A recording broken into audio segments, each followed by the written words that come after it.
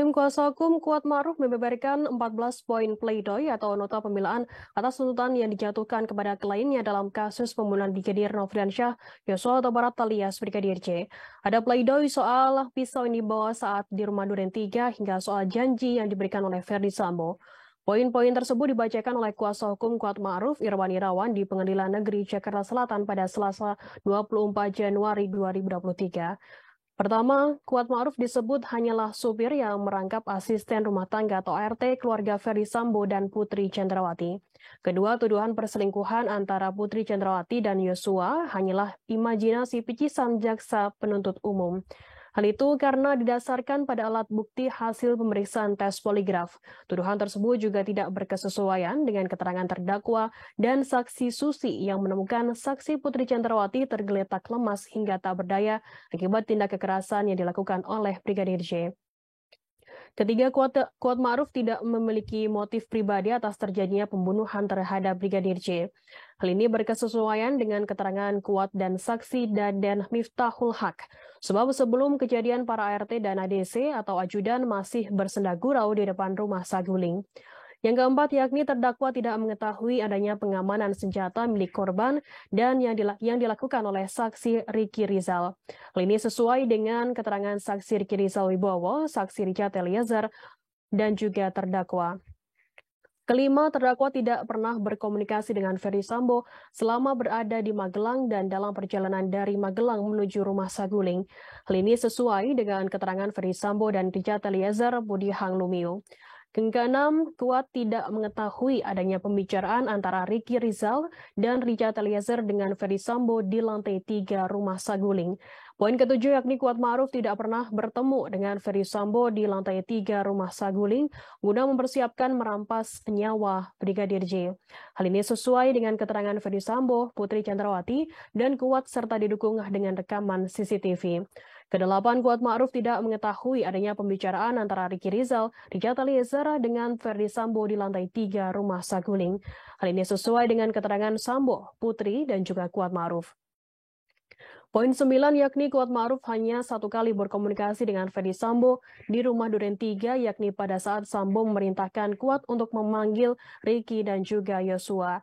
Hal ini sesuai dengan keterangan Ferdi Sambo dan juga Kuat Ma'ruf. Yang ke-10, Kuat Ma'ruf baru menerima arahan terkait dengan skenario tembak-menembak saat berada di lantai 3 Biro Provos dari Ferdi Sambo. Hal ini sesuai dengan keterangan saksi Riki Rizal, Ferdi Sambo, dan Kuat Ma'ruf. Ke-11, Kuat berangkat dari Magelang menuju rumah Saguling dan berangkat dari rumah Saguling ke Duren 3 atas permintaan dari Riki Rizal. Hal ini sesuai dengan keterangan Riki, Putri Chandrawati, dan juga Kuat Ma'ruf. Ke-12, Kuat membawa pisau dapur semata-mata hanya untuk melindungi diri dan bukan untuk mempersiapkan pelaksanaan pembunuhan di rumah Duren 3. Pembelaan ini sesuai dengan keterangan Kuat, saksi Azan Romer, Ridwan Soplanit, dan juga Riki Rizal. Poin ke-13 yakni Kuat tidak pernah dijanjikan sesuatu oleh Ferdi Sambo sebelum terjadinya tindak pidana. Hal ini sesuai dengan keterangan Ferdi Sambo dan juga Kuat. Poin terakhir yakni ke-14, terdakwa tidak memiliki sifat yang manipulatif. Hal ini sesuai dengan hasil apsifor yang diterangkan oleh ahli Dr. Anda Reni Kusumawardani. Tim penasihat hukum atas nama terdakwa Kuat Ma'ruf.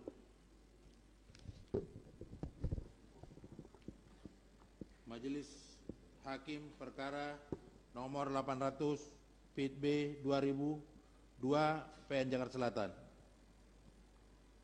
Dengan hormat, perkenankan kami yang bertanda tangan di bawah ini, Irwan Irawan, Deswal Misbahuddin, Imran Nating, Yusuf Samsudin, Boni Suhenri, Rizky Putra, Sadi Rinaldi, Diki Nilsson, dan Romi,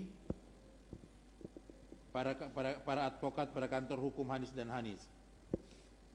Dengan ini mengajukan nota pembelaan atas nama terdakwa Kuat Ma'ruf.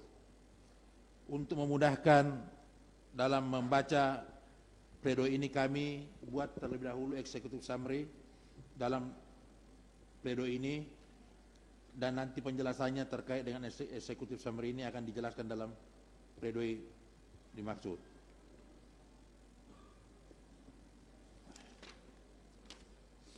Untuk memudahkan Yang Mulia Majelis Hakim memahami uraian nota pembelaan ini, perlu kami sampaikan ringkasan fakta-fakta hukum yang terungkap dalam persidangan berdasarkan keterangan saksi-saksi dan bukti yang telah diperiksa sebagai berikut. Pertama, terdakwa hanyalah supir merangkap asisten rumah tangga keluarga dari saksi Ferdi Sambo dan saksi Putri Chandrawati. Dua, tuduhan perselingkuhan antara saksi Putri Chandrawati dan korban hanyalah imajinasi picisan penuntut umum karena didasarkan pada alat bukti hasil pemeriksaan poligraf dan tidak berkesesuaian dengan keterangan terdakwa dan saksi Susi yang menemukan saksi Putri Chandrawati tergeletak lemas dan tak berdaya akibat tindakan kekerasan dilakukan oleh korban. Tiga, terdakwa tidak memiliki motif pribadi atas terjadinya pembunuhan terhadap korban. Hal ini berkesesuaian dengan keterangan terdakwa dan saksi Daden. Sebab sebelum kejadian para ART dan ADC masih bersendagurau di depan rumah Saguling. 4. Terdakwa tidak mengetahui adanya pengamanan senjata milik korban yang dilakukan oleh Ricky Rizal. Hal ini berkesesuaian dengan keterangan saksi Ricky Rizal Wibowo, saksi Richard Eliezer, dan terdakwa. 5. Terdakwa tidak pernah berkomunikasi dengan saksi Ferdi Sambo selama berada di Magelang dan dalam perjalanan dari Magelang menuju rumah Saguling. Hal ini berkesesuaian dengan keterangan saksi Ferdi Sambo dan saksi Richard Eliezer. 6. Terdakwa tidak mengetahui adanya pembicaraan antara saksi Ricky Rizal, saksi Richard Eliezer dengan saksi Ferdi Sambo di lantai 3 rumah Saguling. 7. Terdakwa tidak pernah bertemu dengan saksi Ferdi Sambo di lantai 3 rumah Saguling guna mempersiapkan perampasan nyawa korban. Hal ini berkesesuaian dengan keterangan saksi Ferdi Sambo, saksi Putri dan terdakwa serta didukung dengan rekaman CCTV.